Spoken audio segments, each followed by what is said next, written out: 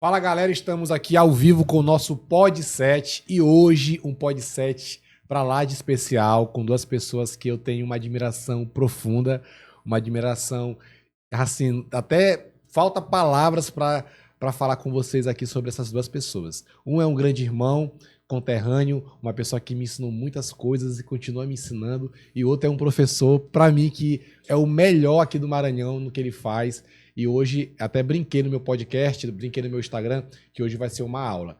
Seja bem-vindo, Raul Cruz, Fernando Coelho. Muito obrigado, um prazer estar aqui com vocês dois, para a gente falar sobre negócio, vida, inovação e o que mais tiver espaço. É uma honra, né? Como sempre, estar do lado de pessoas incríveis. Meu irmão Gustavo e Fernando. Eu acho que só um equívoco que no teu início, na tua palavra, tá? Não é só do Maranhão. Não é só do Maranhão. Verdade, Fernando já ganhou o Brasil faz tempo. Eu senti que eu falhei. Fernando já ganhou o Brasil faz tempo e ele é meu professor há 10 anos. Então é uma honra, né? Estar aqui presente com vocês e vamos lá.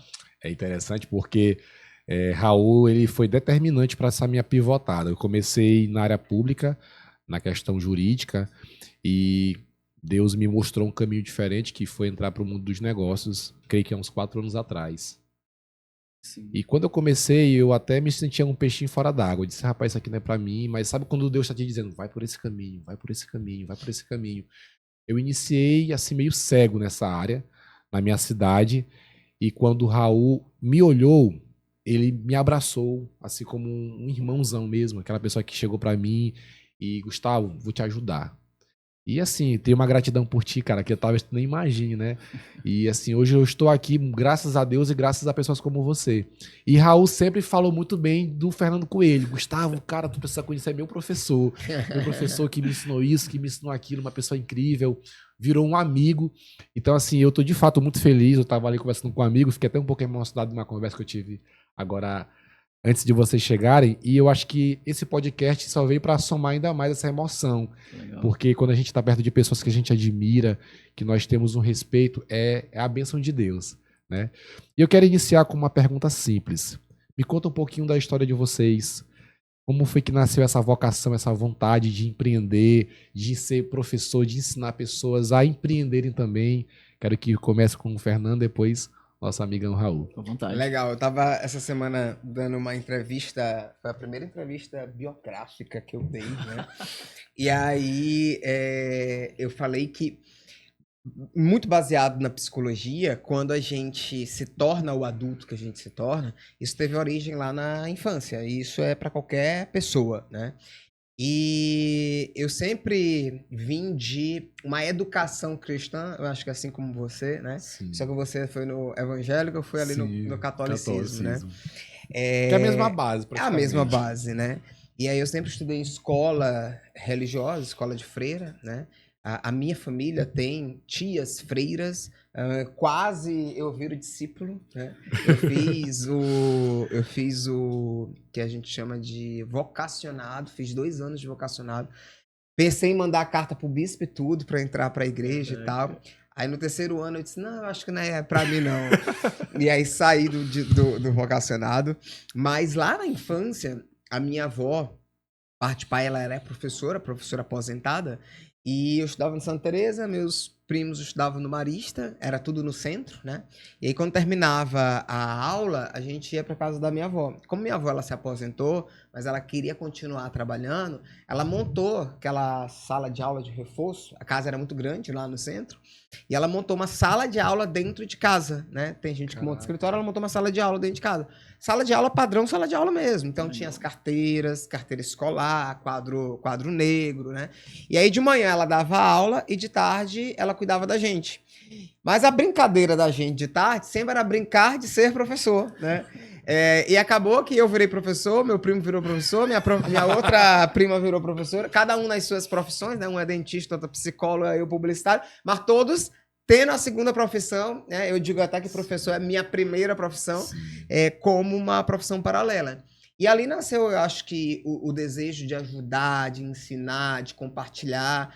E como líder, como gestor de mercado, eu sempre falo isso. Se você senta na cadeira de gestor, você precisa ser um pouquinho professor. Você precisa puxar, você precisa ensinar, você precisa desenvolver, porque o negócio ele é formado ali por processos e pessoas. Então, se não tiver pessoas treinadas, desenvolvidas, motivadas, não vai funcionar. Então, o líder, o gestor, ele tem que ser também professor. E esse desejo, eu acho que nasceu lá atrás, né?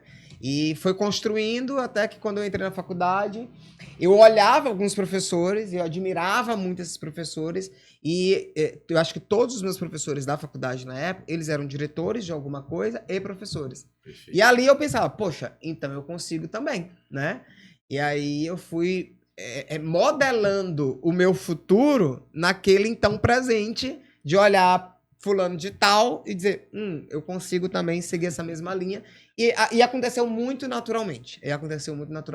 Então, mais resumidamente, foi assim que começou. Show de bola. Raulzão. Legal. A gente fica até um pouco nervoso, né? Hoje, depois de Fernando contar um pouco da história dele, eu vou contar um pouco da minha. Mas, bem resumido também, eu sou um jovem...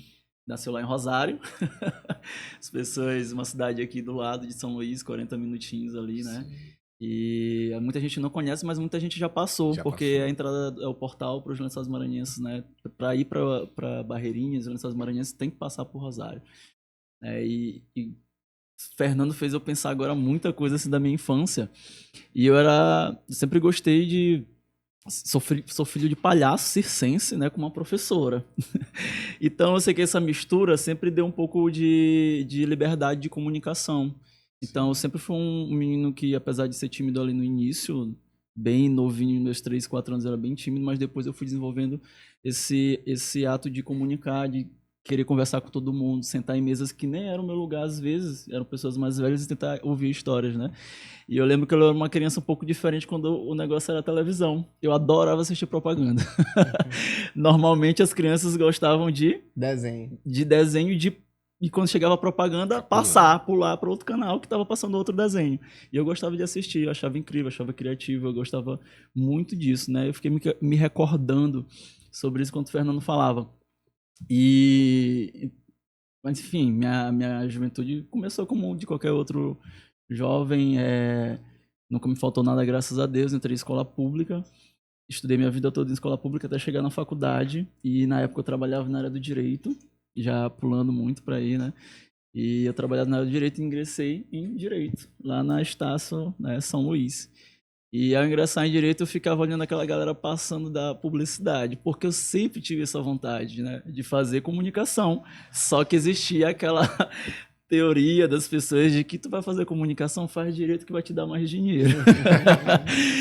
E eu ficava com aquele medo enraizado ali por algumas pessoas. Eu tinha uma chefe maravilhosa na época, né, minha chefe era procuradora na época do município, e ela me incentivava muito a área do direito. Algumas pessoas me chamavam de doutor, cheguei a fazer peças iniciais e tal. Interior, vocês sabem como é que funciona, né? E ali eu passei 6 meses fazendo direito. Formei ensino médio, cheguei a me formar, inclusive, 3º ano aqui em São Luís, indo e voltando todos os dias. Fiz um curso técnico de alguma coisa e depois entrei na faculdade, em direito. E eu olhava aquela galera passando e olhava galera se movimentando, sempre tinha alguma coisa, sempre tinha algum evento, e eu todo me coçando, porque eu já fazia alguns trabalhos na área de comunicação. Sim. Eu era metido a design, tudo por conta própria, né? Estudando pelo YouTube. Né? Tem gente que gostava, tem algumas marquinhas até hoje de algumas empresas que usam os meus logos, né, que eu criei. Então, lá em Rosário eu comecei com esse movimento, eu fazia alguns trabalhos voltados para edição, para design, mesmo trabalhando na área de direito. Sim. E estudando direito. Só que quando passou 6 meses, eu chutei o balde e disse, não, eu quero seguir. Vou pra publicidade, vou pra comunicação. É o que eu quero. Certo. E é o que eu espero, né, que esteja no caminho certo. Mas, cara, foi incrível porque meu primeiro professor, um dos primeiros professores do primeiro período, né, e quando eu entrei de cara, já decepcionei algumas pessoas, porque eu saí do direito, mas eu estava plenamente feliz. Minha família sempre me apoiou em tudo nesse sentido, né, também se importava muito. E quando eu olhei um jovenzinho na época, né? Tinha 24 anos. Mas não mudou nada. Mas anos. não mudou nada. Fernando continuou do mesmo jeito, bem jovial. Não, eu tinha 25. Porque quando eu entrei com 24, ainda era a Faculdade de São Luís. Sim. Aí com 25 vendeu para Estácio. Aí ficou um ano de uma transição. Então eu tinha 25. Se tu entrou como Estácio, eu tinha 25. Foi. Eu entrei como Estácio e Fernando, aí eu olhei, pô, Fernando chegou e deu a primeira aula. E aí já encantou todo mundo, né? Naquele momento já me tornou, já se tornou, porque eu gostava de assistir palestra no YouTube, eu gostava de tudo isso relacionado à comunicação. E Fernando foi uma das primeiras aulas que eu tive na minha vida que eu não senti que foi uma aula só por aula. Era uma palestra, ele trazia entendimento, trazia explicações necessárias e trazia a prática. Porque a gente já pegou aquela época dos slides, né? Cara, que coisa chata tu pegar um professor que vai ficar lendo rios e rios de slides, e Fernando vinha com case, e Fernando vinha com atividade prática na sala. E ali eu tinha certeza que eu tinha tomado a decisão certa, né? Porque eu estava num lugar que eu gostava, tinha amigos que eu gostava e tinha professores que eu gostava, né? Não só o Fernando também, tive vários outros professores lá que eu gostei, mas o Fernando era o cara do marketing e eu era aquele cara ligado com isso, né? Eu quero aprender isso aí, né?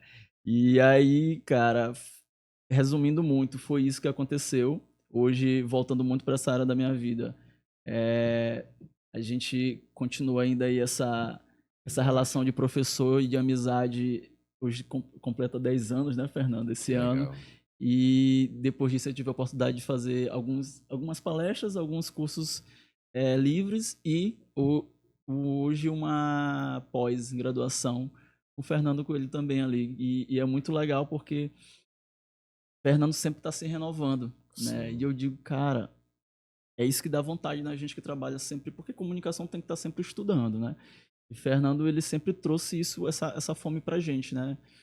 Não adianta eu falar muito aqui, as pessoas devem conhecer quem é Fernando, já leram o livro dele. Eu acho que eu ficar falando muito aqui é muito redundante, mas é uma pessoa fundamental, por isso que eu estou muito feliz de estar aqui hoje. E Gustavo, né, a gente se encontrou nesse meio tempo aí também, e é um menino que me dá muito orgulho de ver, Deus, cara, porque a gente, naquela época, foi pedir algumas opiniões e...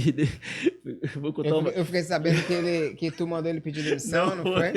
Ele conta isso, eu digo, para de contar isso, cara. Ele fala pra todo mundo, Fernando. Ele chegou um dia, a gente teve uma conversa, como a gente tá agora sentado na mesa de uma instituição pública lá em Rosário, e ele falando da vontade de entrar para a pública. E eu falei da minha percepção que eu tinha sobre o perfil dele. Uhum. Esse cara, tu é comunicador, eu acho que vai ser uma área que vai te prender muito. Uhum. Né? E algumas coisas não vai ser legal de você estar atuando, porque você pode minimizar o teu potencial. Uhum.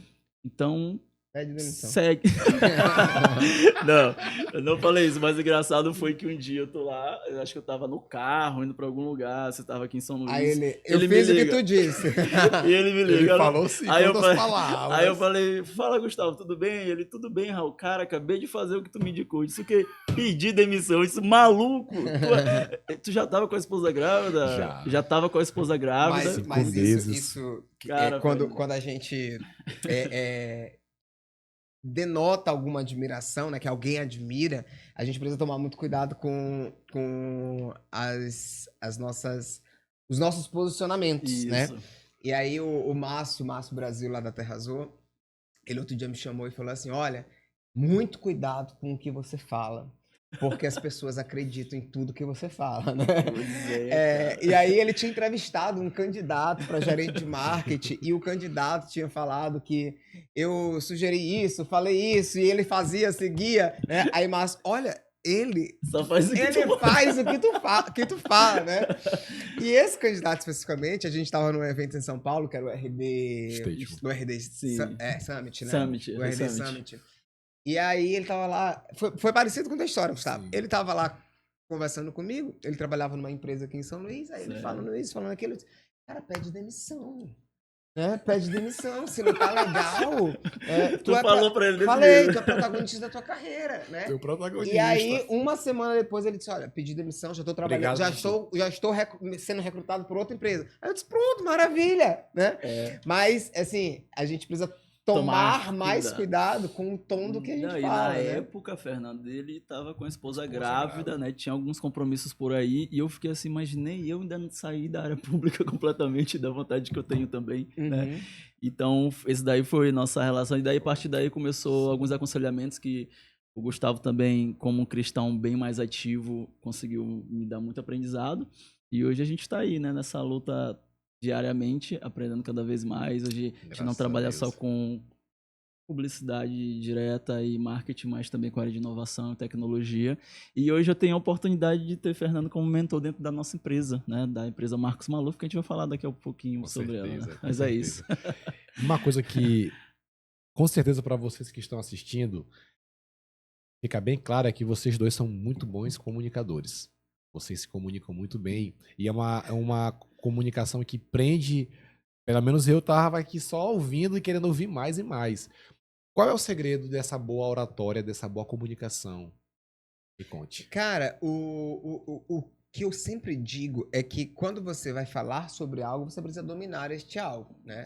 Não importa se é no âmbito pessoal, no âmbito profissional, mas existe um tripé que, inclusive, a gente fala lá na formação do Instituto de Experiência do Cliente, de comunicação e oratória para negócios, que primeiro você precisa dominar o conteúdo. Então, não dá pra gente falar de um tema que a gente não domine. Então, o Raul, a princípio, aqui tá falando da vida dele, que eu imagino que ele domina a vida dele, né? Mas se ele for falar de inbound marketing, se ele for falar de estratégia de marketing, de inteligência artificial, para ele falar, ele precisa dominar o conteúdo. O segundo ponto dessa tríade é a estratégia. A estratégia e técnica, né? O que eu vou falar, como eu vou falar, que recursos, tem uma pessoa de comunicação ali, oratória, né? Que recurso linguístico, postura, tom, entonação, eu vou falar, né? Então, quando a gente movimenta a mão, isso é um recurso, é uma técnica. Quando a gente faz uma pausa para chamar, né? É uma pausa estratégica, né? Quando a gente faz listas e pontua, é uma técnica. Então, isso é a estratégia da comunicação. E o outro ponto é a intencionalidade. Então, o tripé, essa tríade da boa comunicação é qual é o conteúdo, qual é a estratégia, qual é a intencionalidade. Qual é o objetivo dessa comunicação? É só informar? É convencer? É influenciar? Né? Então, a gente precisa ter isso muito claro. Eu costumo dizer que essa noção só veio depois que eu comecei a estudar comunicação de fato, né? Porque algumas pessoas, elas vão absorvendo aquilo com a sua rede de contatos, e aí a minha rede de contatos na infância era a minha família, né? Então eu tinha na minha família professores, eu tinha artistas, né? Não sei se a Rita sabe, mas Coelho Neto, que é grande jornalista maranhense, é meu tio, né? Então, Glauber Carvalho, radialista, era meu tio, né? Meu tio. Então, assim, eu tive essa influência da comunicação sangue, né, desde sempre, né? E aí, minha avó professora, então a gente vai absorvendo e vai aprendendo pela repetição, pela observação. Perfeito. E quando você pega um livro e estuda, você começa, então, a refinar as suas competências e suas habilidades. Então, não é só dom, não é só técnica, é um conjunto de vários elementos que você precisa ir refinando. E aquilo que o Raul falou, de quanto mais você está no mercado, mais você precisa desaprender, reaprender e se manter ali atualizado. Ele falou da época de faculdade, que era um excelente professor. Eu nem me achava tão bom professor naquela época. Era a minha primeira experiência, né, como docência. E eu até brinco, eu converso com outros professores, que eu tive fases como professor, né? Então, a minha primeira fase, eu fazia muito, mas muito por repetição. Muito. Então, eu pegava assim, o que os meus professores faziam? Gostava, e aí, eu repetia o que eles faziam. Então, isso que você falou de case, atividade prática, eu peguei muito de Alirdes.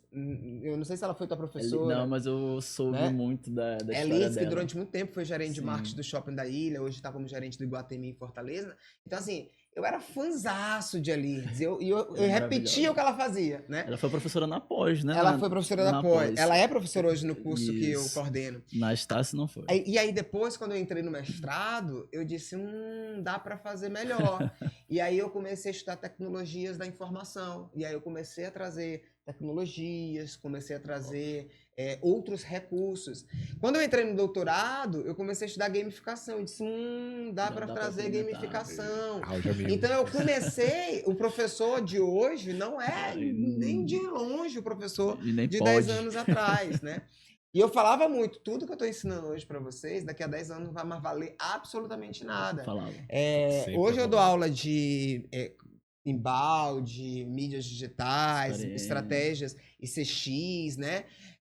Nada disso existia 10 anos atrás. Absolutamente nada disso existia 10 anos atrás. Então, quem estudou, vou dar logo um recado aqui, quem estudou comigo há 10 anos atrás, já faça uma pós-graduação. Já faça uma pós-graduação, porque tá tudo em desuso. Pausa pro Merchan. Tá tudo em desuso. Qual é a melhor pós de comunicação do estado do Maranhão? Pós-graduação navigável. É isso aí. Gente. Qual vai ser o desconto pro pessoal que tá assistindo? 20% de desconto usando o cupom Fernando Coelho. Agora. É isso aí, galera. Não é porque eu tô do lado de Fernando. Eu fiz a pós, tá? Eu fiz e é prova maravilhosa, social. Cara. Eu fiz amigos ali que eu vou levar pro resto da vida também. Cara, foi muito legal. Muito bom mesmo essa pós. E isso, pra completar com o Fernando, já concluiu, que eu fico até nervoso. Né? Interromper o que esse cara tá falando, Deus me livre. Mas concluiu, Fernando? Concluí. Então, só pra... Acho que o Fernando falou tudo que tinha pra falar, né? Ele falava muito sobre isso. O que eu tô falando pra vocês daqui a pouco não vale de mais nada. Então, é muito importante ter esse domínio, principalmente. E a questão da observação, eu sempre carreguei comigo. Eu adorava assistir TEDx, né? As palestras da vida, os próprios professores na faculdade e tentar replicar algumas coisas com o meu tom de voz, né? E aliado a essa técnica, tudo que o Fernando falou, a gente vem para a premissa básica, né? Que é a missão do comunicador, é fazer com que o receptor entenda. Então, eu sempre carreguei isso muito forte. Eu sempre trouxe, e eu ligava, eu gosto de fazer analogia. E né? isso é importante que o Raul tá falando, né? Uma outra coisa que, assim, eu sempre defendi, assim, fase 2 do professor, né? A fase 1, eu queria mostrar que eu sabia, Isso. né? Na fase 2, eu disse, cara, não precisa, né? Na fase 2, eu já mudei meu discurso. Na fase 2, isso de fazer o outro entender, eu falava muito assim, quem sabe, fala fácil. Então não precisa de muita não precisa ser rebuscado demais. E assim, identifique tem que adaptar com identifiquem a tua audiência, né? Então hoje lá no Instituto, a gente atende tanto altos C-levels, diretores, né? Então ali eu tenho que mostrar para ele uma metodologia, uma técnica mais avançada. Mas quando eu desço para base para conversar com um atendente ou vendedor, eu tenho que falar o mais simples possível. Então, assim, diminua o seu nível, se for necessário, para que a comunicação entenda. Porque o objeto da comunicação nunca é você, sempre é o outro. Então, você sempre precisa fazer a diferença na vida do outro. Isso é um elemento de comunicação também. E o legal da comunicação é que, mesmo eu carregando isso desde sempre, né, que eu ouvia muito o Fernando falar sobre isso também, é que quanto mais a gente acha que a gente é um bom comunicador, no meu caso, tá? Mais eu percebo que eu preciso aprender mais. Porque às vezes a gente acha que se faz entender, Gustavo, e está equivocado. Às vezes a gente está falando sobre uma área que você domina bastante, mas a pessoa que está ouvindo, cara, ela não faz ideia do que tu tá falando. É muito simples isso, mas é muito fácil de perceber. Tem uma frase que você gosta muito de falar, o óbvio tem que ser dito. O óbvio precisa ser dito, a gente carrega muito. A primeira pessoa que eu ouvi falando foi isso. A primeira pessoa que eu vi também, quem usa muito o Marcos também, ele é um ótimo comunicador, né? O Marcos que eu trabalho junto e quando eu comecei quando eu comecei a trabalhar com o Marcos, eu comecei a perceber a minha deficiência na comunicação. E eu percebi que destravou muito. Porque ele começou a colocar a provas de fogo, né? Sim. Pra te comunicar com milhares de pessoas. Nossa, cara, muito top. Raulzão lá. A gente comunicando com teatro com 380, né? Era bem divertido, né? Já deu uma palestra lá em Fortaleza também para um grupo seleto de empresários que eu nunca tinha tido a experiência de falar para aquele público. E eu fui falar sobre inteligência artificial. E legal que no final a galera queria um curso sobre o que eu tinha falado. Então, assim, essa premissa básica, as pessoas se esquecem bastante. Né? A gente ainda percebe isso, né, Fernando, no mercado hoje. E o que o Fernando está falando é fundamental. Eu tenho domínio sobre aquele assunto. A minha missão é fazer com que a pessoa entenda de maneira fácil sobre o que eu estou falando. É minha missão. Ela é básica. A comunicação não é eficiente. Senão não é eficiente. E isso também da área pública era muito legal tu perceber isso, porque quando eu trabalhava com marketing político, o discurso que o político faz no centro da cidade nunca vai poder ser o mesmo que ele faz no interior da cidade. Exato. Né? Ali eu tenho uma infraestrutura, eu sou rodeado de comércio, eu sou rodeado de escolas. Depois eu vou para um povoado onde eu não tenho, às vezes, luz. Tem que se adaptar. Né? Uhum. Então, a conversa é totalmente diferente. Né? É. então, isso eu sempre carreguei só para complementar, porque o Fernando já falou tudo que outro tinha que falar. Dia eu estava numa reunião, Mas... eu estava acompanhando uma reunião de Isso. varejo aqui em um grande varejo de São Luís, e eu estava observando um diretor dessa empresa, ele falando com um time de frente de loja, né? Sim. E aí ele falou assim, a gente tem que aumentar o cross-sell, porque o sell-out tá assim, tá assado. E aí quando terminou a reunião, eu puxei ele no canto e falei assim, posso te dar uma dica? Aí ele disse, pode. Fala simples. Não usa termos em inglês, porque você não está numa reunião de conselho. Você está falando com frente de loja. Poxa, e como frente de loja, substitui cross-sell por venda agregada, substitui sell-out por venda adicionada, né? Então, fala a linguagem que o vendedor entende. Porque senão, eles não vão entender, você vai parecer antipático, você Soberbo, vai né, ser Fernando? inacessível, Isso. porque você já a sua posição já te torna inacessível. Quando você traz uma linguagem mais difícil, você vai ser mais inacessível ainda. E quando você chegar aqui no chão de fábrica, no chão de loja, vamos dizer, lá vem um antipático. Então, toma muito cuidado com a tua linguagem. E aí, a gente precisa besteirinha, né? Que às vezes a gente está acostumado numa roda de negócio, Isso. falar os termos em inglês, né? Cara, desceu. Vai no português. E, Fernando, vai no E simples. só para completar, isso é uma coisa que eu falava muito para as pessoas sobre o Fernando, né? O legal, na faculdade, ele tinha que falar alguns termos. É obrigado, a gente está aprendendo ali sobre o fundamento do marketing. E Fernando, se possível, é a dica que as pessoas devem fazer também, quando você tem que falar, ou até quando você está falando de uma forma mais simples como valor agregado, também explica. Fernando sempre fazia essas pausas, eu falava isso. Isso que era uma das coisas que eu mais gostava da aula, porque ele vinha com alguns termos, né? E upsell, cross-sell, mas ele parava assim de uma forma bem humilde, sem demonstrar superioridade, mas que explicasse para as pessoas e elas ficavam de uma forma com entendimento muito claro. A gente saía dali entendendo tudo. É simples. Cara, entende para quem está comunicando, explica da forma mais simples, comunica da forma mais simples e explica para as pessoas quando possível. Acho que E uma coisa que eu sempre falava em sala de aula é que a gente que é de comunicação, eu não sei se você percebe isso, né? A pessoa de comunicação, ela não se posiciona como autoridade. Não sei se Rita percebe isso no mercado. Rita que tá ali nos bastidores, a gente tá com um bastidor chique, viu? tá. A pessoa que é de comunicação, ela não se posiciona como especialista.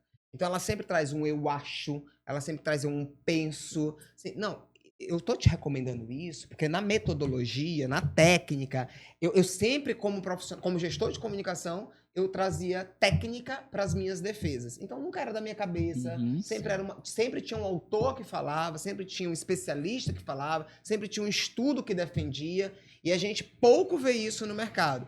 E eu sempre brincava com os alunos, dizendo assim, gente, vê o primeiro período de medicina, vê o primeiro período de direito, eles já são doutores. Por que vocês de comunicação não se posicionam como especialista? Por que vocês não falam tecnicamente? Então, se você estiver falando com mercado, tem que ser técnico. Nunca é achismo, nunca é da sua cabeça. Tem uma base teórica ali, né? Então a gente estuda muito. Eu imagino que tua audiência também seja de mercado, né? A gente estuda muito PDCA, 5W2H, OKR, KPI. Então a gente tem que falar isso, né? Agora é óbvio, quando a gente descer para a base, a gente facilita a comunicação, né? Com certeza, com certeza. Professor, inclusive nós recebemos aqui a Paula Goulart. Paula, nossa cliente. Do Complexo Salvatório. Eu tô com dois clientes aqui, ó. E ela falou muito bem de você, do seu instituto, porque assim, a priori eu pensei que depois que eu fui estudar um pouco mais, aprender um pouco mais sobre o instituto, eu percebi como vocês trabalham, né? Sim. Mas a priori eu pensei de outra forma, e quando ela veio aqui, ela explicou, não, o Fernando, com o Instituto de Experiência do Cliente, colocou uma pessoa dentro do complexo, aí ela mostrou todos os resultados, isso ao vivo aqui, e eu fiquei, nossa, que interessante. Então, assim, me explica um pouquinho sobre o que é o Instituto de Experiência do Cliente, e Raulzão, me explica também um pouquinho sobre a empresa que você trabalha hoje, que você é sócio, porque até é interessante quando o Raul me disse, Gustavo, Deus me deu uma direção nova e ele me falou que alguém vai me procurar, eu vou entrar num novo projeto. Ele me falou isso, acho que num dia, quando foi em dois dias após, veio a proposta e eu fiquei impressionado, como o aviso de Deus, né, na vida do Raul. Então, assim, me explica um pouquinho sobre como iniciou o Instituto e me explica também um pouquinho sobre essa experiência que você teve com Deus. Legal. O Instituto, ele nasceu muito a partir de um desejo de ajudar pequenos negócios, né? Apesar de hoje a gente não ter pequenos negócios na nossa carteira de clientes, Já ia falar. mas a gente nasceu com a vontade de ajudar pequenos propósito negócios, sempre né? foi isso. Então, quando nasceu o Instituto, não com esse nome ainda, eu ainda era colaborador da Equatorial Energia, e eu cuidava de um processo lá muitíssimo sensível dentro da área de comunicação, que hoje nem pertence mais à comunicação, hoje foi para uma outra superintendência, chamada Experiência do Cliente. Na época eu estava lá, não existia essa superintendência, e eu cuidava de um processo chamado ISQP, que é Índice de Satisfação de Qualidade Percebida. Então, para uma concessionária de energia ela ser tarifada, ela precisa ter ali 2 fatores que a ANEEL chama de fator Q e fator X. São fatores de qualidade, fatores operacionais. E aí eu cuidava do IASC, que é o Índice de Aprovação da ANEEL, e cuidava do ISQP, que é a Satisfação de Clientes da ABRAD, que é a Associação Brasileira de Distribuidoras. Então, assim, a meta da companhia era, tem que ser reconhecida como uma empresa positiva na satisfação de clientes. Operacionalmente, ela já era muito boa. Só para te ter uma noção, na época que eu estava lá, hoje eu não sei dados, tá? Mas na época que eu estava lá, a Equatorial tinha 99% de validação técnica e entrega de conta. Ou seja, só 1% das contas eram entregues com algum tipo de falha. Né? 99%, caramba. E você ter 99% de acerto é um nível altíssimo de excelência. Absurdo. Mas o cliente não percebia. Perfeito. Aí entrava o meu trabalho de percepção. E comunicação é percepção, e percepção é sentimento. Inclusive, eu falo isso no meu livro, né? Então, a gente começou a trabalhar diferentes frentes. Porque comunicação também não é só aparecer em rádio, TV e jornal. Então, a gente trabalhava diferentes frentes. A primeira frente é pessoas. Então, a gente treinava pessoas, capacitava pessoas, alinhava discurso de pessoas. Porque o que eu falava muito, cara, a gente tem 5.000 instrumentos de comunicação. São 5.000 eletricistas, leituristas, atendentes de frente, atendentes de call center, colaboradores de todas as frentes. Então, são 5.000 pontos de comunicação. Além de TV, rádio, jornal, tudo mais, né? 5.000? Hoje deve estar mais. Hoje deve estar muito mais. Hoje eu não sei números, tá? E você levou essa percepção para a equipe? A primeira coisa, equipe, né?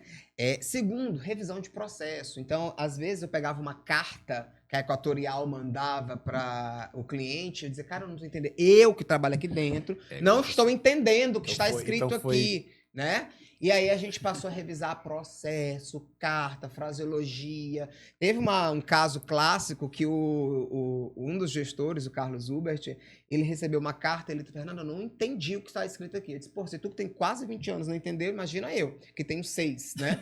E aí a gente foi na área, revisamos todo o processo, revisamos texto, revisamos discurso, revisamos tudo, né? E aí a gente olhava basicamente 5 pontos.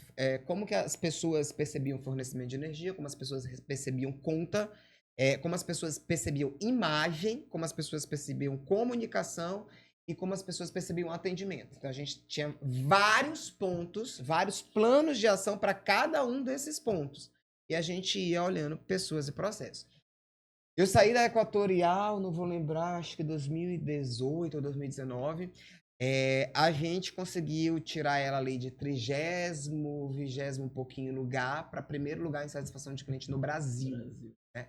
Então ela foi considerada a melhor distribuidora em satisfação de cliente no Brasil. E a gente ficava ali sempre entre primeiro e segundo. Olha o nível do nosso convidado. Gustavo, só uma parêntese rapidinho. Ele trazia pra gente essa percepção dentro da sala de aula, era muito engraçado. Cara, a primeira vez que eu entendi, que eu percebi, eu como consumidor... Você entrava odiando, Equatorial e saía amando. Perfeito. Né? Aí Fernando uma vez falou uma coisa simples na sala. Ele perguntou assim, vocês acham que a conta de luz é cara? Aí todo mundo achamos, é um absurdo. A gente fazia com os funcionários. É um absurdo que a gente paga de energia em casa, não sei o quê.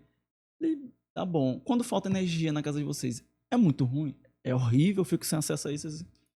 Gente, A média da luz eu não lembro na época, Fernando. R$100. 100 reais. E a gente achava absurdo, né? Hoje, então...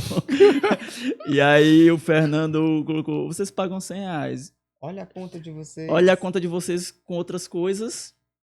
Agora imagina se você não paga esses 100 reais. Com quanto de coisas que você deixa de utilizar. Não, e o exercício, eu lembro até hoje, o exercício era diferente. O exercício era assim, a média na época era da só conta de luz provocação. era 100 reais. Era. 75 vai pro governo. Perfeito. 75% vai pro governo. Então ficava 25 para Equatorial.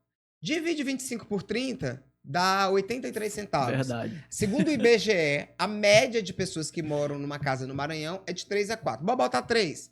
Então fica 27 centavos por pessoa que paga energia, né?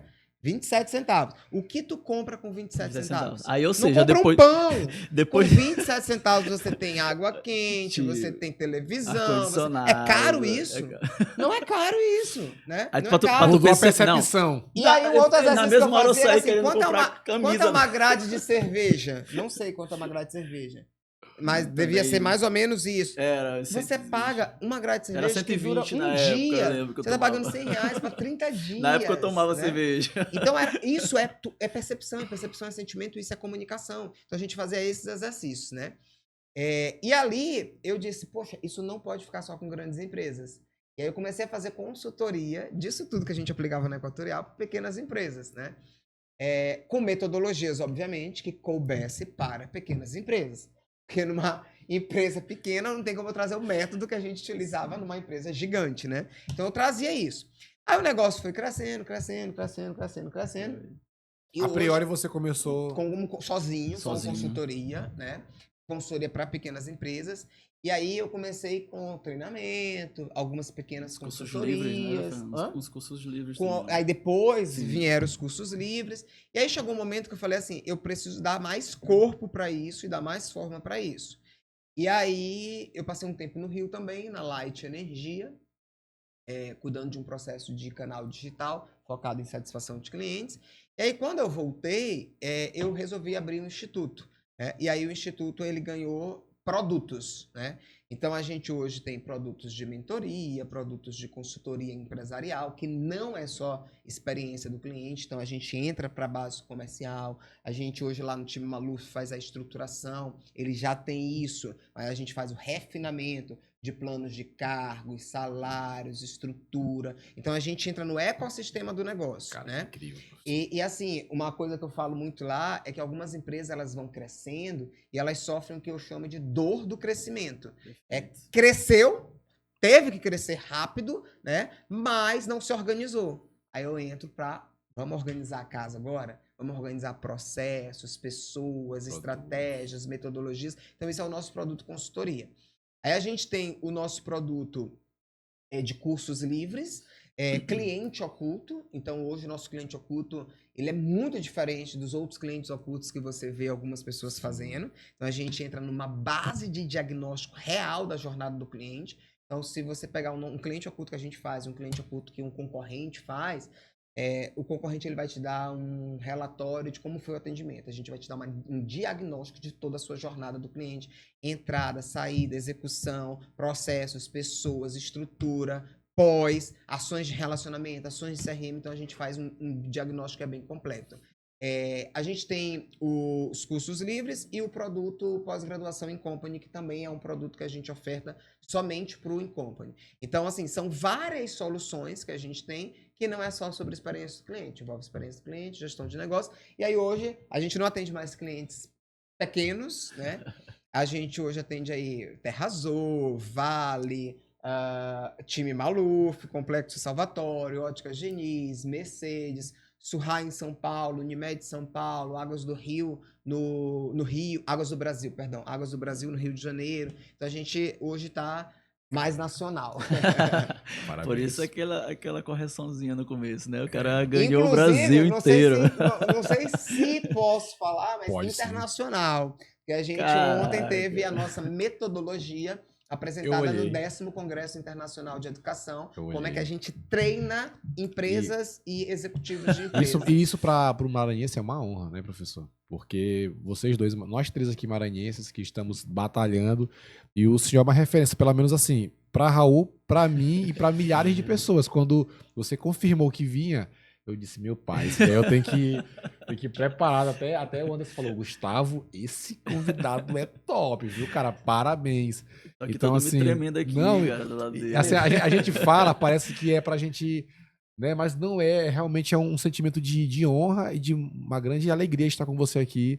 Parabéns pela sua jornada, eu creio que é só o começo, até porque existem milhares de pessoas, novo demais, e também milhares de pessoas que estão aqui torcendo por você. Às vezes a pessoa pensa que eu tenho 50 anos, eu me sinto até ofendido. Como assim, Fernando? Não, tem gente não, que... mas é só porque eu comecei a trabalhar bem cedo. O cara tá com o corpo mais atlético do que todo mundo aqui. 50 anos, imagina. Imagina a gente. Se eu tivesse 50 anos desse jeito, Fernando. Bem demais. Raulzão. Cara, que massa. A gente fica ouvindo, né? E aí começa a puxar essas histórias. Dá vontade só de ouvir, não quero mais nem falar. Eu já nada. até me perdi aqui. Fernando, conta mais um pouco aí, cara. Bora ouvir aqui, eu vou ficar calado. Deixa eu só ouvir. Mas, assim, a história do Fernando é incrível, né? E a minha história, ela começa, como eu já falei, né? Resumi lá um pouquinho do começo de como eu entrei na área da comunicação. Mas na entrada do grupo Marcos Maluf, né? Desse projeto do Marcos Maluf, foi muito engraçado. A gente tinha uma agência aqui, né, a Perspective, que trabalhava com tanto área pública quanto área privada. Só que, sabe aquele momento, Fernando, que tu tá fazendo alguma coisa da vida que tu diz assim, cara, não é mais isso, não tá mais aquele gostinho, aquele tesão, né, aquela vontade de fazer isso. E acontece, é normal, né? Mesmo eu tendo planejado alcançar aquilo que eu queria, e quando eu alcancei, eu disse... Olha só, ser humano é complicado, né? Mas eu já queria abandonar alguns tipos de atividades que eu fazia na área da comunicação naquela época. E eu acabei conhecendo o Marcos por uma indicação do Bessa, né? Também aluno seu, o Felipe Bessa, grande comunicador também, tá? E ele me convidou para conhecer o Marcos porque eles estavam com o projeto de colocar um site. O Marcos já era um cara de referência aqui no estado e referência no Ceará. Muito forte, né? No Ceará ele já colocava turmas com mais de 100 pessoas. E ele me chamou para fazer um trabalho de um site, a minha agência fazer, e eu tomei a frente e disse, não, eu vou lá direto, vou conversar. E a gente bateu um papo, acho que teve 2 reuniões ali. Na época era só ele e o Gustavo. O Gustavo tinha acabado de sair do banco, estava 3 meses com ele ali também, 4 meses. Para trabalhar com ele, tinha saído, o Marcos tinha puxado ele de uma instituição financeira para trabalhar com ele. Eles eram amigos há algum tempo. E aí... Nessas conversas eu comecei a adaptar, sabe como é comunicador, né? Mas por que tu não faz isso? Mas por que tu... porque eu conheço... Aí eu entrava com a história de Fernando quando a gente fala da experiência UAU, a experiência do cliente, do efeito UAU que causa. Cara, tu tem isso, né? Aí ele ficava assim, porque ele não sabia o que era... Assim, ele não entendia o termo, efeito UAU, né? Mas tu já tem isso. Aí eu trazia aquela velha frase... Pensar global e fazer local, né? Cara, dá pra tu aplicar muita coisa, porque eu comecei a enxergar. Só que até aquele momento, Gustavo, eu via ele como um treinamento técnico, né? Porque o que é o Grupo Marcos Maluf? Hoje ele é um grupo, na verdade, que atua em várias áreas, né? E outras empresas também. Só que ele se iniciou com o que hoje é a Time Marcos Maluf, que é uma instituição de educação. Sim. Que treina profissionais que querem ingressar ou que fazem parte do mercado financeiro para passar de uma prova de certificação Ambima. E ali nós temos 3 níveis de prova, a gente também tem um preparatório que é de outra certificação, que é a CFP, mas a gente tem a CPA 10, CPA 20 e CEA. Galera aí que tem uma galera que te acompanha também no mercado financeiro, entende do que eu estou falando, e essa prova é como se fosse uma habilitação, é uma escadinha. Eu quero trabalhar com um tipo de investimento, eu quero trabalhar com outro tipo, eu quero trabalhar com outro, eu tenho que seguir esses degraus. E esse treinamento era para você passar na prova. Aí imagina, eu comunicador, né, gosto de coisas assim, escutando aquilo, aí eu, muito legal, achava interessante, mas não era aquela coisa que me ganhava, porque era de exatas, eu sempre fui de humanas, né, e dizia assim, investimento, números e tal. Inclusive, eu tenho um recado aqui para quem quer seguir comunicação, a faculdade engana a gente lá, vai ter matemática assim.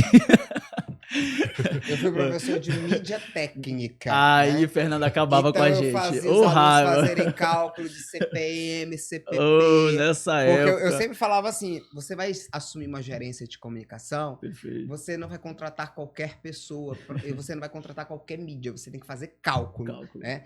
Aí os alunos, mas eu não sabia que tinha que fazer cálculo. Não, aqui você tem que fazer cálculo. E E eles aprendiam a calcular CPM, CPP, GRP. Perfeito. E eu brinco muito com isso, né? Porque, claro, é uma brincadeira, mas a importância disso é fundamental, principalmente quando tu quer ser gestor de negócio.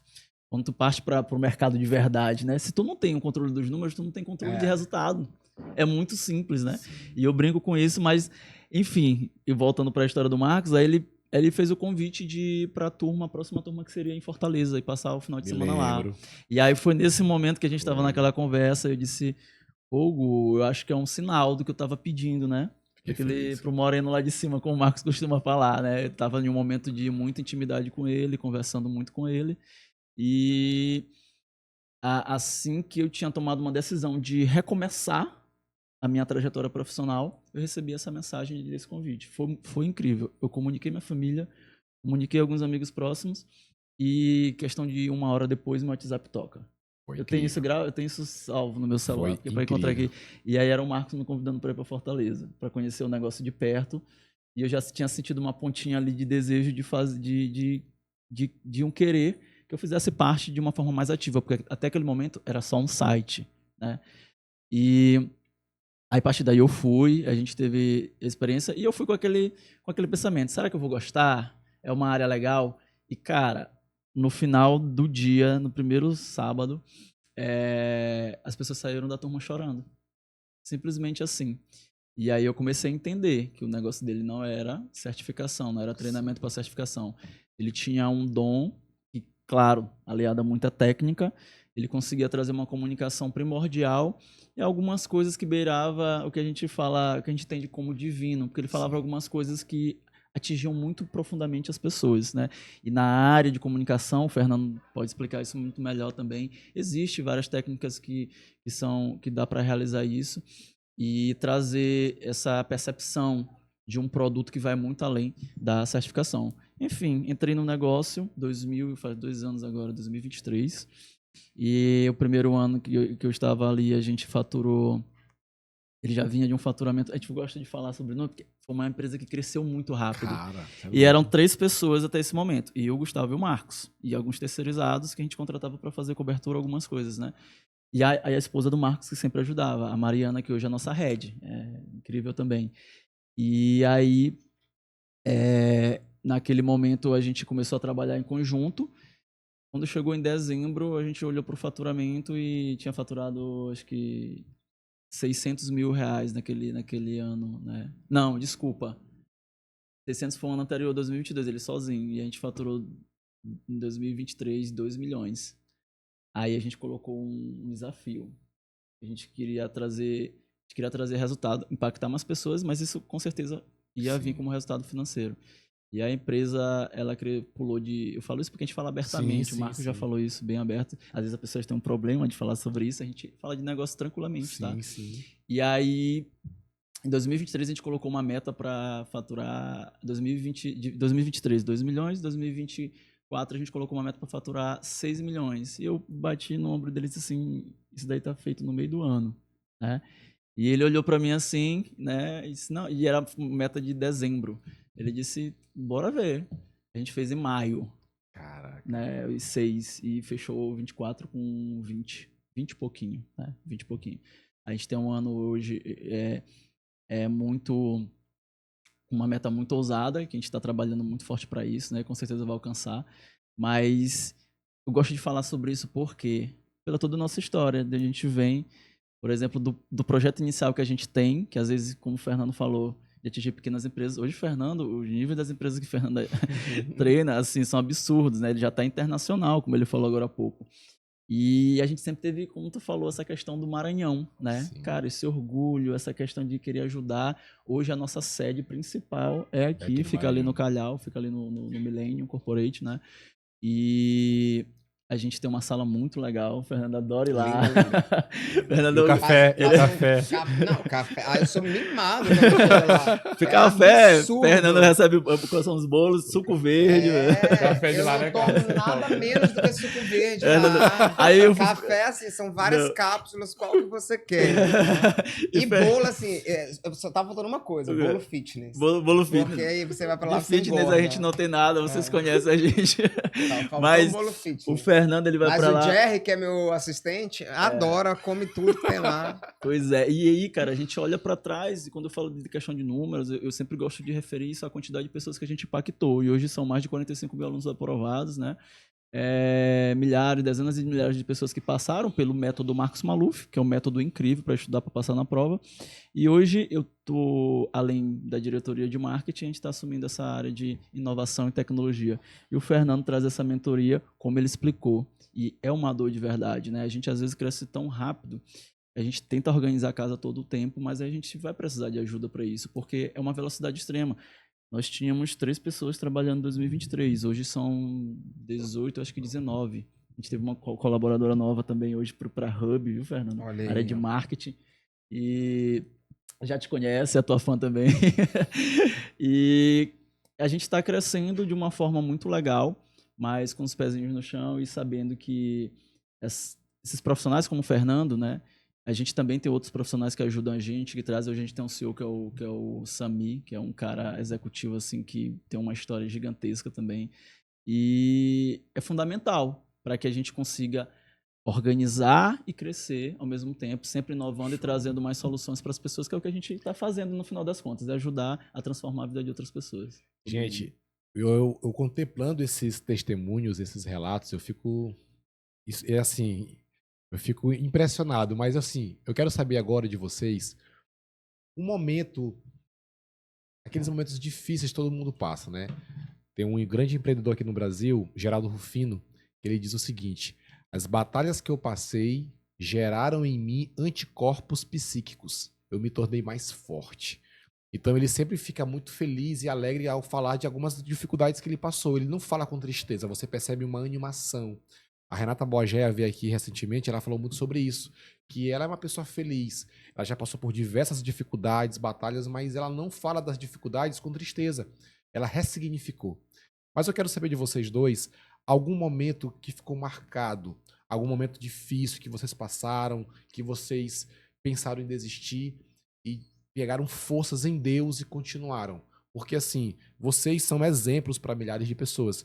Nosso podcast é de negócios, e para empreendedores, porém muitos pequenos empreendedores assistem o podcast, assistem o Podset. E eu sempre desafio eles a sonharem alto.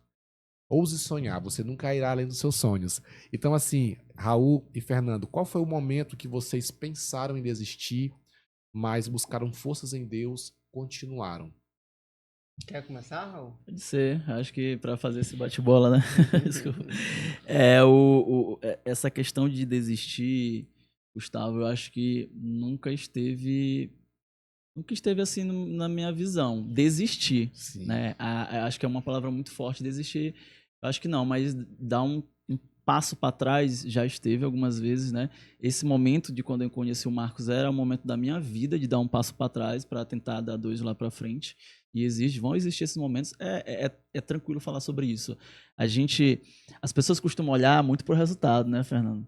Acho que o Fernando dando uma consultoria hoje para empresas internacionais, as pessoas já olham que o Fernando nasceu assim. Mas as pessoas não sabem a trajetória. Não conhecem a trajetória, da dificuldade, do que passou, do que enfrentou com a família, do que enfrentou de dias e noites sem dormir, estudando. Porque Fernando estuda muito, galera. Vocês não têm noção. Eu queria ter essa fome de estudar igual ele. Né? O cara é autor de vários livros, só livro top. Né? E aí, Gustavo, eu já tive essa vontade de dar um passo para trás, mas desistir, eu acho que nunca. Só que existem momentos que a gente tem que colocar na balança o que faz sentido, né? A minha última experiência, assim, e eu vou falar, vai parecer até engraçado o que eu vou falar, mas foi em São Paulo. Ano passado, a gente quando começou a trabalhar com esse crescimento da empresa, a gente tinha semanas que a gente dormia, se a gente somasse a semana inteira, a gente não dormia 20 horas de relógio. Dividir os dias e as horas, né? As horas de sono durante os 7 dias da semana. A gente foi somar uma vez, eu, Marcos e Gustavo sentado, na época só nós 3. A gente não tinha dormido 20 horas na semana, 20, 25 horas, não tinha dormido, somando tudo isso. E é o preço que se paga, o crescimento dói. O Marcos gosta de falar que é fisiológico. Às vezes as crianças, quando são pequenas, elas sentem dores na perna, é simplesmente porque o osso está crescendo. Na academia, você vai pra academia, quer ficar grande, mas a dor é gigantesca. Pra cá, eu tava sofrendo.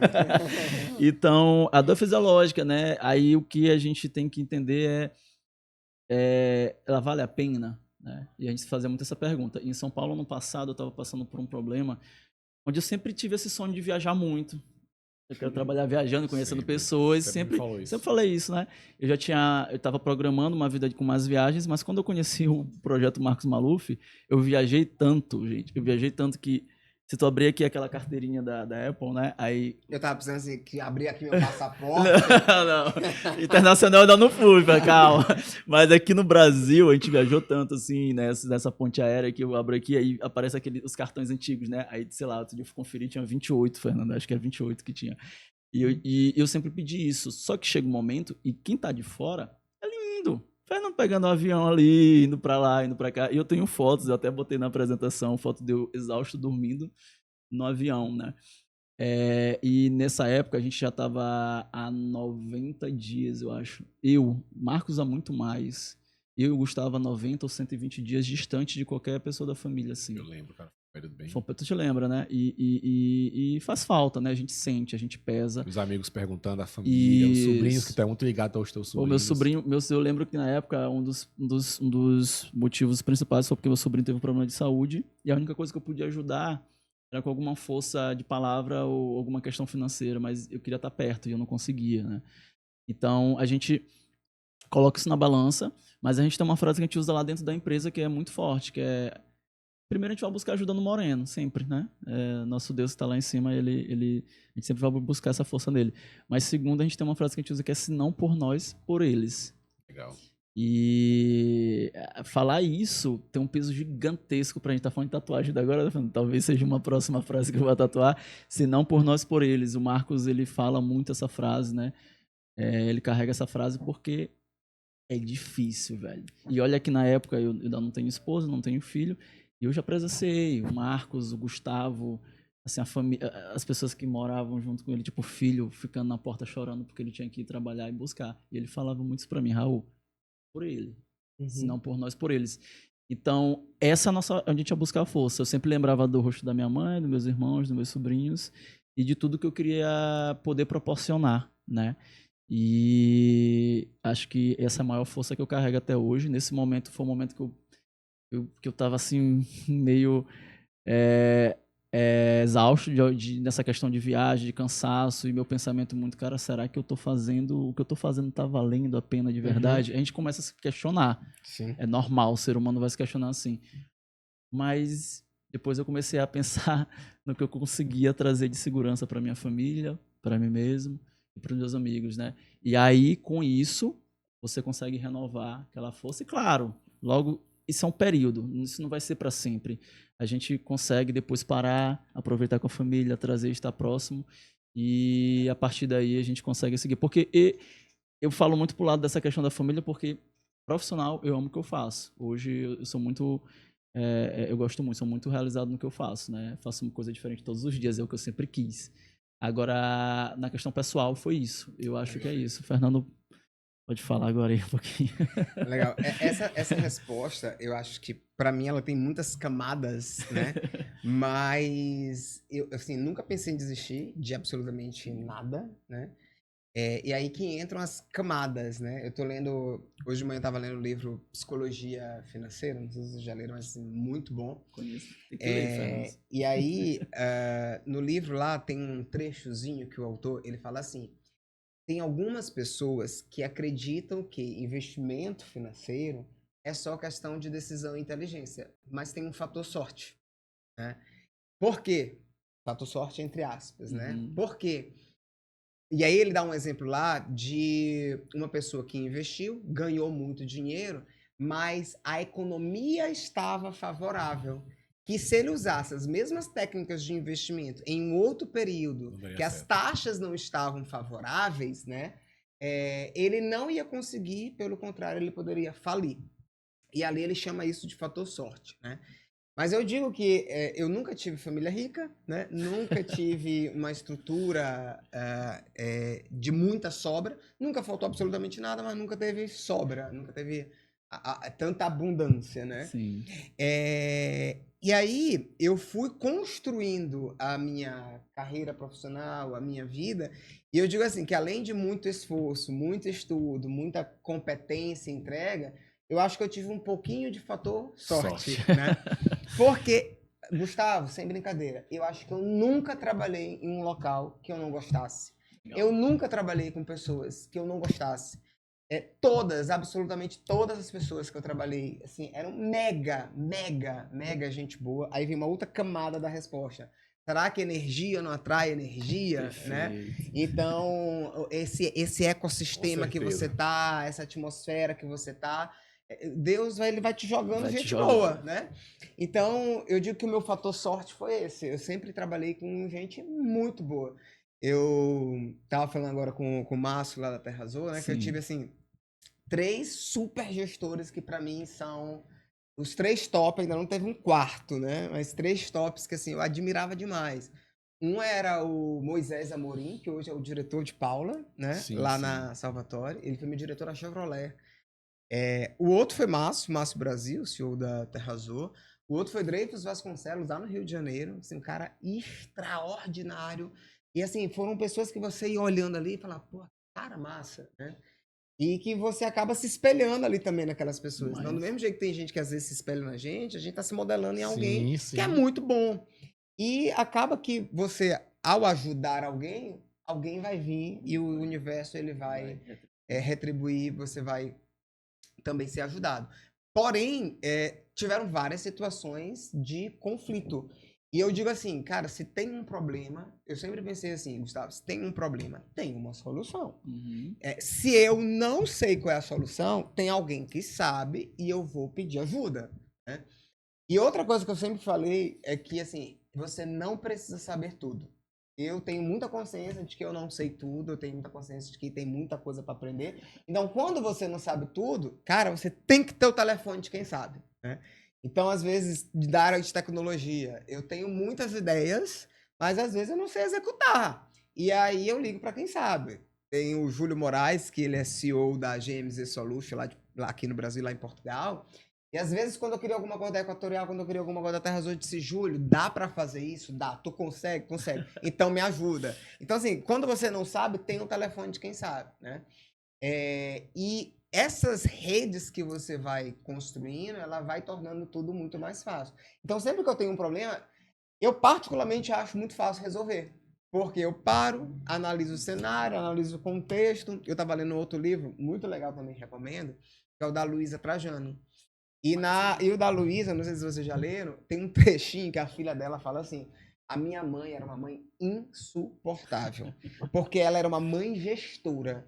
Então, a filha dela conta, a que é chefe de cozinha, conta que Luísa fazia sessão de feedback com os filhos. Então, ela botava os filhos, bora lá, one-on-one, feedback, e fazia avaliação de desempenho com os filhos. E aí a filha dela fala assim: mamãe era tão boa gestora que, por consequência, ela era boa mãe. Porque tudo que ela aplicava no Magazine Luiza, ela aplicava dentro de casa. Então ela botava meta para os filhos. Legal. E eu me vejo meio desse jeito. Então eu faço tudo que é de gestão e modelo de gestão, eu faço dentro de casa, eu faço da minha vida. Tu falaste sobre construir uma rede de contatos, né? Construir pessoas de valor na tua vida. Network é um tema muito falado hoje por muitas pessoas. Mas às vezes é banalizado. Se faz. Como é que nós podemos construir um network genuíno, um network verdadeiro, uma conexão verdadeira? Porque o network é você conectar com as pessoas e você se manter conectado. O que eu percebo em vocês dois? Vocês se conectam com pessoas importantes, mas mantêm essa conexão duradoura e mais, vocês geram valor para essas pessoas de forma genuína. Então, até quando a gente vai falar sobre o gatilho da reciprocidade, você tem que gerar valor primeiro, né? Você tem que plantar É melhor você ser interessante do que você ser interesseiro. Enfim, agora, recente eu estava assistindo o Conselho do Flávio Augusto e ele falou também sobre esse tema. Levou o Cacá Diniz, levou alguns grandes nomes para falar sobre network. É um tema importante, mas é um tema que está sendo banalizado. Algumas pessoas com mais intenções se aproximam de outras pessoas e acabam gerando uma conexão ruim. Como é que você construiu a sua rede de contatos ao longo desses anos e quais dicas vocês dois dariam para quem está nos assistindo? Até para que a gente possa aprender e também para que a gente possa tomar cuidado com algumas coisas que são ensinadas nas redes sociais. Eu acho que... Pode começar, Fernando? Eu acho que essa questão eu falo muito sobre isso, né? Sobre conexão com pessoas. O meu fator sorte, como o Fernando acabou de explicar, eu acho que foi muito voltado para essa área, né, cara? As pessoas que eu conectei desde do meu começo de profissão na área de tanto direito quanto de marketing, de publicidade, foi com conexões. A minha primeira empresa, porque eu cheguei a abrir, né, teve 5 anos ali de função trabalhando diretamente com ela, foi um amigo meu que incentivou. Um cara que eu tinha uma conexão, um empresário, que já tinha experiência, e conseguiu me ensinar. E a questão da conexão, ela tem que ser, acho que modesta, né, e a pessoa, ela tem que saber de verdade como que ela pode ajudar. Eu vou dar um exemplo rapidinho. Esse mesmo amigo, um dia chegou para mim, tempo atrás, chegou para mim e disse: Raul, eu tô com um valor para fazer um investimento. Era R$500 mil na época, né? Tô com R$500 mil para fazer de investimento, só que eu tô com essas 3 ideias. O que tu acha? E ele perguntou para mim, né? E eu disse assim para ele: cara, das 3 ideias eu achei interessante essa. A gente estava dentro do carro conversando e depois do almoço assim, ele parou e começou a conversar comigo. Aí ele, pô, porque eu acho que minha esposa poderia, né, assumir essa frente desse negócio, tal, não sei o quê. Aí eu começou a falar. E eu dei a minha opinião, né? E isso é importante também, que as pessoas às vezes não entendem, porque tu faz um tipo de conexão e tu acha que as pessoas têm resposta para tudo, Fernando. Às vezes porque o cara entende do negócio, mas ele não aplicou aquele negócio. E eu concluí minha resposta para ele. Eu acho interessante esse negócio, mas de verdade, faz conexão com alguém que já investiu esse valor e que trouxe resultado para a vida dele. Porque eu nunca fiz isso. Né? Aquele momento, tem alguns anos, ele chegou a fazer o investimento, no que a gente chegou a conversar, tá feliz. Mas eu falei isso para ele, porque quando a gente fala de conexão com as pessoas, a gente tem que entender o que aquela pessoa pode te dar e o que tu pode oferecer também. Né? É uma troca. Fernando, a gente tem uma relação. Eu considero o Fernando um amigo, mas ele não é meu melhor amigo, né? A gente conversa muito mais sobre profissionalismo do que sobre área pessoal, mas a gente conhece um pouco da vida do outro, é muito legal. A gente conversa sobre várias coisas. Mas, cara, é o cara que eu vou ligar quando eu tiver problema. Eu cheguei aqui, encontrei o Fernando, ele é o mentor dentro da nossa empresa, faz uma consultoria com a gente lá. E eu já cheguei pedindo para ele uma ajuda para um problema que eu estou enfrentando, profissional, né? Dali do processo que eu preciso organizar. Então, eu sei que o Fernando pode me ajudar. Então, essa questão do network, cara, primeiro, eu acho que o nosso tempo, e é uma coisa que eu observo, o Fernando, mesmo no tamanho que tá, ele nunca diminuiu o tempo dele para ouvir qualquer pessoa. Cara, isso que eu fiquei mais... E isso é fundamental, porque quando tu entrega, aí você tá falando, quando tu entrega isso, cara, olha o retorno que tu vai ter. Fernando, quando voltou, me convidar para ir para pós, eu fui lá almoçar com ele. Cara, mas foi uma tarde que a gente conversou muito. Dali surgiu várias coisas. Eu vou dar só um exemplo para ti, se eu for fazer as conexões. Foi na pós que eu me conectei com Bessa. E na conexão com Bessa surgiu a conexão com Marcos. E hoje eu estou onde estou. Tu tá entendendo como a importância da conexão? Que é uma rede, né? É uma rede, cara. E falando dessa conexão, eu acho que o primeiro ponto do network, Gustavo, é assim... você mesmo deu a resposta, né? Você não ser interesseiro. Né? Então, às vezes, a gente já fica com aquela ideia de deixa eu me conectar com fulano, que mais na frente eu posso conseguir isso. É a primeira coisa que eu descarto, né? E o outro sente. Então, o outro percebe o outro sente, e ele já cria uma antipatia por você, né? Então, esse é o primeiro ponto. O segundo ponto, eu acho que o Raul falou, antes de você pedir, dê. Antes de você pedir ajuda, entregue ajuda. Então, esse é um ponto forte. E meio que isso acontece comigo muito natural, porque eu sou meio professor, né? Então, eu sempre tô Mesmo se tu não me pedir ajuda, eu disse, cara, eu posso te falar um negócio aqui, É né? uma frase que sai muito, Fernando. Eu posso te dar uma dica? Eu sempre tô isso. Se tu não me pedir, eu vou te falar, né? Eu sempre tô aí, principalmente quando eu vejo que, pô, o cara tá fazendo errado, deixa eu chamar ele aqui, né? Então esse é um ponto. Se eu não tenho muita intimidade, eu falo, cara, tu é amigo daquele cara, fala lá com ele, né? Então eu sempre falo isso. E o terceiro ponto é você entender que tudo tem o seu tempo. Então, em algum momento, essa conexão vai fazer sentido. É muito o que Raul falou aí ele me conheceu, conheceu o Bessa, que conheceu não sei quem, né? E... Demorou 8 anos, no caso, então, né? Pra fazer a rede. O Steven Jobs, num discurso famoso dele, eu bati em alguma coisa aqui, pessoal. O Steven Jobs, em um dos discursos famosos dele, em universidade, ele falou assim, o importante é você ligar os pontos. E talvez hoje você não vai entender, mas lá na frente você compreende. E aí, quando eu vejo minha trilha de carreira, né? É exatamente isso que Jobs falou. Porque, olha só, ligar os pontos. Eu fui pra Chevrolet. Na Chevrolet eu conheci o Moisés, que hoje é diretor da Salvatore, e me chamou para uma mentoria lá. Eu conheci ele há 15 anos, né? Lá na Chevrolet eu conheci a Yara, né? Que a Yara foi para ser head de RH da Fiat. E ela me chamou para assumir a área de marketing da Fiat. Eu fui. Na Fiat, eu conheci a esposa de um executivo da Equatorial. E ela disse, porra, tem uma vaga na Equatorial, eu vou te indicar pro meu esposo. E é lá eu conheci. Lá eu conheci o Júlio, que é sobrinho do Márcio Brasil. E o Júlio, eu no Rio, ele disse, olha, titio quer falar contigo. E quando eu vim pro Maranhão, eu conversei com o Márcio. Então foi uma série de conexões que, assim, tem que ser sincera, tem que ser desinteressada, não desinteressante, né? Tem que ser desinteressada e tem que ser genuína. E assim, toda relação que eu vou construir, eu coloco muita verdade. Isso às vezes é bom, isso às vezes é ruim. Mas no que é ruim, eu acho que meio que afasta quem não é de verdade, né? Então, colocar muita verdade, colocar muita sinceridade, né?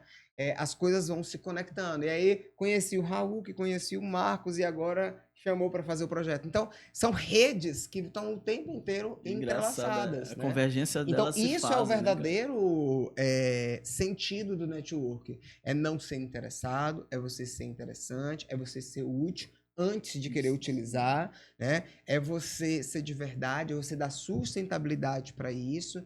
É quando a chama estiver ali apagando, você vai lá e chama para o almoço, né? Chama para o café, né? Porque você vai deixando o negócio o tempo inteiro vivo, né? Então isso faz muita diferença no mercado quando o tema é network. Show de bola. Pessoal, já estamos encerrando para nós ROIs é pra gente? provarmos o nosso ROIs, certo? Aqui um abraço para Gustavo Henrique, esse grande empresário que trouxe essa ideia maravilhosa aqui para o Maranhão. É muito bom, viu? Já provei já. E esse aqui vai ser nosso lanche de depois que olha só. Certo? Tá vendo aí, Fernando? Hoje vai sair um pouquinho da dieta. Não, é fitness. Esse é o fitness. É fitness. Ah, tá. E para encerrar, eu queria que vocês mandassem um recado. A câmera aqui. É isso aqui, né? Um recado para os empreendedores que estão se inspirando em vocês. Eu sou um deles, inclusive, né? Eu me inspiro muito em Raul, me inspiro muito em Fernando. Eu não vou elogiar muito para não parecer que eu estou bajulando, mas assim, eu fico feliz porque tu és uma referência para milhares de pessoas que estão iniciando.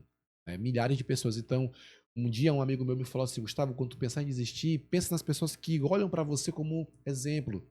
E a mesma coisa eu falo para você, quando vocês pensarem, poxa, tô cansado, pensem, rapaz, Gustavo, ele me olha como exemplo. Tantos empreendedores me olham como exemplo, entendeu? Isso é genuíno, isso é verdadeiro. E que vocês possam continuar sendo abençoados, abençoando pessoas. Amém. Eu acho que isso é um propósito de Deus. Há um propósito de Deus muito grande nisso, certo? Quantas vezes assim a gente pensa, poxa, será que vai dar certo mesmo? Será que essa área é importante? Será que essa área vai vingar? Não, mas se Raul tá dando certo, o Fernando tá dando certo, eu acho que eu também tenho um espaço aqui, entendeu? E isso é minha percepção. Muitas vezes quando eu olho o Raul postando alguma coisa, eu vou lá e comento, boto um monte de coração, te amo, meu amigo e tal, me declaro lá na mensagem, mas é genuíno, é verdadeiro, eu fico feliz. Eu fico feliz demais quando eu faço a mesma coisa com você direto, né? Então, assim, milhares de pessoas têm vocês como exemplo. E eu queria que vocês mandassem aqui um recadinho especial para essas pessoas, para esses jovens que estão iniciando, para esse jovem que hoje está iniciando uma faculdade, pensando, rapaz, eu quero também empreender nessa área. Olhe nos olhos dessas pessoas que admiram então, vocês. Eu não vou falar nenhuma frase de efeito, porque eu sou muito racional, né? Mas, o que eu acredito muito, Gustavo, Raul falou às vezes as pessoas acham que é fácil, né? Uhum. E eu ouvi isso muito quando eu terminei o mestrado, lá atrás. Facinho. Não, a pessoa falou assim, mas foi tão rápido. Eu disse, rápido o quê, gente? Tanto tempo que eu fiquei de noite construindo dissertação, lendo livro, fazendo recorte, né? O doutorado agora foram quase 5 anos estudando uma pesquisa. Que, inclusive, eu sou totalmente contra o modelo de como se constrói um doutorado hoje no Brasil e no mundo, né? Mas faz parte do jogo. Faz parte. E aí, porque o que a gente estuda em 5 anos, daqui a pouco tá defasado, né? Sim. Mas você passa 5 anos ali e é muito desgastante. É muito desgastante. Então, você não olha os bastidores. Falei que não ia falar frase de efeito, mas veio uma frase agora na minha cabeça. As pessoas elas vão ver muito palco, mas só você conhece os bastidores. Né? E nesse bastidor, cara, agora vem a parte difícil, tá? No bastidor não é fácil. Às vezes você vai estar só. Então, se você quer fazer qualquer coisa na sua vida, entenda que esteja disposto a estar só. Mesmo com rede de apoio, mesmo com conexão. Outra coisa que eu sempre falo, eu falo isso para os meus sobrinhos, Gustavo. Eu não tenho filho, mas eu falo isso para os meus sobrinhos. Às vezes, quem te ama muito vai te dar sugestões muito erradas. Né? Se fosse pela minha mãe, eu não tinha trocado de emprego, eu não tinha abandonado algumas coisas, eu não tinha feito mestrado, não tinha ido para Portugal, eu não tinha ido para o Rio de Janeiro. Né? Então, às vezes, quem te ama quer te proteger, mas acaba, né, furtando a possibilidade de você ganhar musculatura, que é o que o Raul falou. Às vezes o músculo ele vai crescer na porrada, né? Então, o bastidor, cara, não é fácil. E aí o Maluf, ele tem uma frase que ele me falou uma vez lá no jantar, não sei se tu tava, acho que tu não tava. Em São Paulo, não. Não, foi no jantar na casa dele. Não tava não. Tava eu e o João. O Maluf me falou assim, não tem nenhum problema você ser medíocre. Tem nenhum problema. Nenhum. Assim, cara, tá de boa a pessoa ser medíocre. Mas não reclama. Né? Mas também você não ser medíocre dá muito trabalho. Né? E assim, é difícil. E aí você vai ter noites de sem sono, você vai ter que engolir alguns sapos, né? O que eu engulo de sapo, cara, né? Então, você entenda que não é fácil, não é um parque de diversões. Você, às vezes, só olha a parte legal, a parte difícil a gente não publica. A gente não publica. A galera não curte muito. Porque se publicar, você vai entrar em depressão. Mas o engajamento cai. Mas tem muita coisa difícil, cara. Muita coisa difícil. E assim, nesse difícil, não desiste. Persiste. Eu tava olhando um carinha que esses dias eu falei pra João, meu noivo, eu falei assim, cara, esse moleque... Depois eu te mostro quem é. Esse moleque, ele é muito bom, mas ele tá perdido. Mas ele tá perdido. Porque ele falava de um tema... Assim, eu tô olhando só o palco, tá? Ele falava de um tema no Instagram, aí ele pulou para outro tema, agora ele pulou para outro tema. Ele não tem constância. E se eu puder deixar um recado aqui para quem tá assistindo a gente, tenha constância em qualquer coisa que você decidir. Tudo bem pivotar, mas se toda hora você tá pivotando, cara, então tu não fez a análise direito lá no começo. Não afiou o machado lá no começo, né? Então, eu sempre, qualquer movimento que eu vou fazer, eu planejo muito, muito, muito. E depois que, assim, o machado tá afiado, cara, constância. Constância, constância, constância, constância. E não desiste. Entendendo que o bastidor é muito difícil. É muito difícil. Então, eu não vou passar a mão aqui pra ninguém dizendo que é lindo, que não é lindo. Não é lindo. Cara, o Fernando já falou quase tudo, né? Deixa a pessoa depressiva agora. Deixou o pessoal ali, eu vou largar isso negócio de ser empreendedor. Mas, cara, o Fernando só falou verdade. Só verdade. Só verdade. As pessoas glamorizam muito o que é ser empreendedor. Eu até brinquei com isso na apresentação, que eu mostrei uma foto num jet ski. Que vida de empreendedor é essa, né? Então, andar de jet ski. É o palco, jet ski. Claro que não é, velho. É o poder, às vezes... tá com minha família, eu poder às vezes estar descansando, né? Porque a gente trabalha pra caramba. E como o Fernando falou, essa questão de ser medíocre, cara, É normal, vão ter pessoas, a gente tá cheio de, às vezes na nossa família a gente tem pessoa medíocre, porque quando a gente fala de mediocridade, a gente tá falando da pessoa mediana, Está na média. né? É que está na média Não das tem tantas pessoas. ambições Não tem, na e tá vida. tudo bem, ela é Tudo feliz bem. daquele jeito. Agora, quem é medíocre? Não pode reclamar. Não pode reclamar. Não reclame. Não reclame. Porque a gente.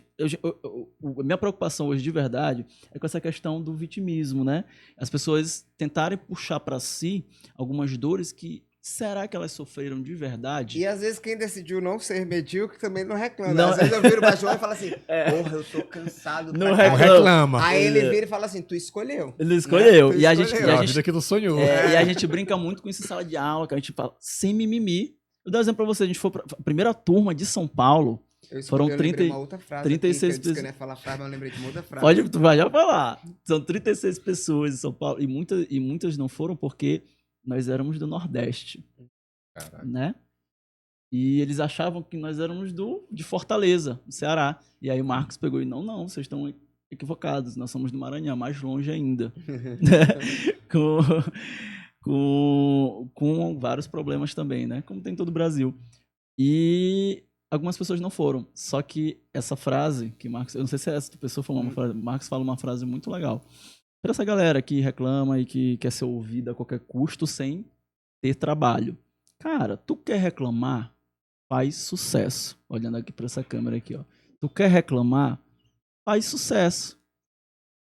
Né? Desculpa, deixa eu só refazer. Não é tu quer reclamar, a gente tá falando de reclamação. Tu quer ser ouvido, né? Faz sucesso. Não adianta tu querer gritar, reclamar. Eu confundi, desculpa. Querer estar reclamando de uma vida que tu queria ter e tu não tem sem tu te movimentar. E o que é fazer sucesso? É tudo isso que a gente está conversando desde quando começou o podcast. É o fator sorte, é os dias sem dormir, é eu estudar pra caramba, é ficar longe da família. Cara, tu quer ser ouvido? Faz sucesso. O Marcos fala muito isso.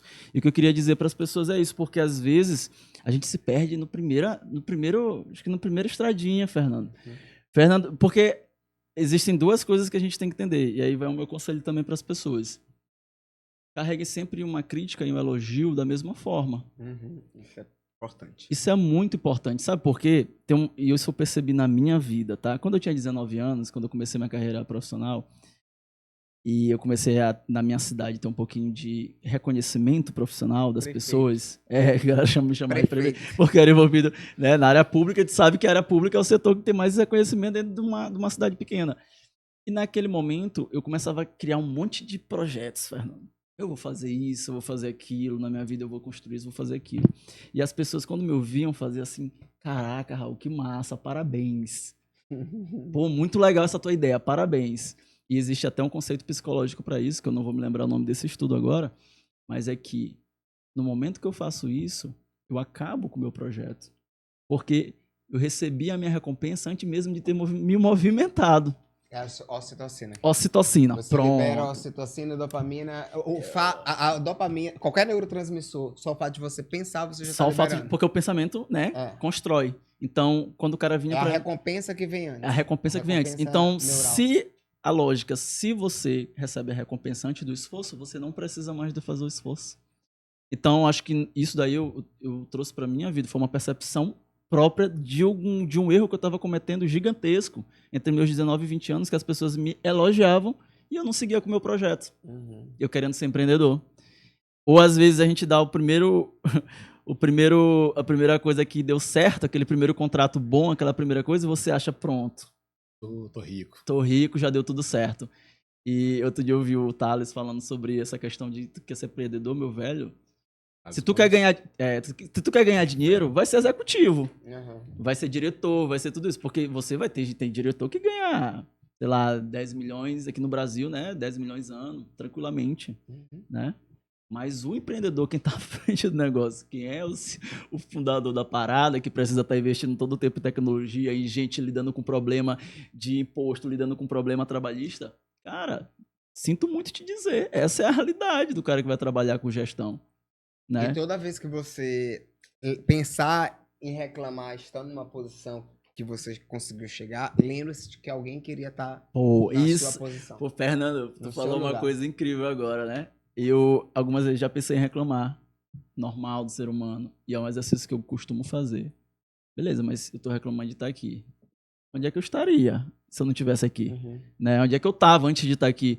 A gente fala muito isso em sala de aula. O Marcos usa muito esse exemplo. Se você não está feliz aqui, você tem que agradecer. Vou dar um exemplo. Fernando trabalha na Terra Azul, é consultor da Terra Azul hoje, né? O consultor da Terra Azul.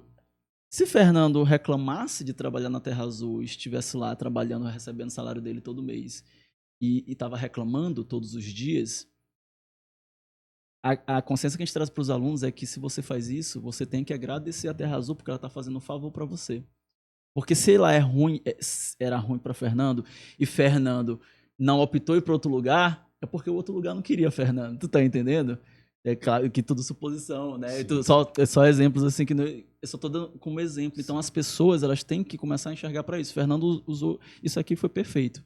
Antes de você pensar em reclamar, cara, olha onde é que você estaria, né? Se você é medíocre, você não pode reclamar. E se você escolheu sair da mediocridade, não reclame também. É a vida, papai. E aí a gente tem que acordar todo dia com um sorriso. Eu nunca vi Fernando dar uma aula zangada, deixando o emocional. Eu ainda tô trabalhando isso, né? Eu tenho que fazer terapia. Eu sou às vezes reativo. Deixa eu dar o telefone do meu terapeuta. Então, acho que é muito legal você ter essa percepção e trazer todos os dias. Então, assim, todos os dias trabalhe pensando por quem vocês estão fazendo isso, aonde é que você quer chegar, e nunca reclame. Eu acho que basicamente, acho que a gente poderia ficar falando aqui vários. O que vocês acham de nós marcarmos uma segunda parte desse episódio aqui? Vambora, porque foi quase 10 horas. Pra falar. Vai ter café? Vai ter café. Me prometeram um café e não trouxeram meu café. Mas tá aqui o Royce. Olha, ficou. Olha a cara de susto, velho. Olha a experiência do cliente. Vai ter que voltar pra tu refazer a percepção do produto. Não te preocupa, não. Vai ter a segunda parte. Fechou, gente, tá fechado. Tá combinado. Perfeito. Gente, é com essa alegria, essa energia que nós estamos aqui dando tchau pra vocês. Não esqueçam de se inscrever no nosso canal, de enviar pros seus amigos esse episódio que está incrível. Deus abençoe e até a próxima. Até a próxima. Valeu! Valeu.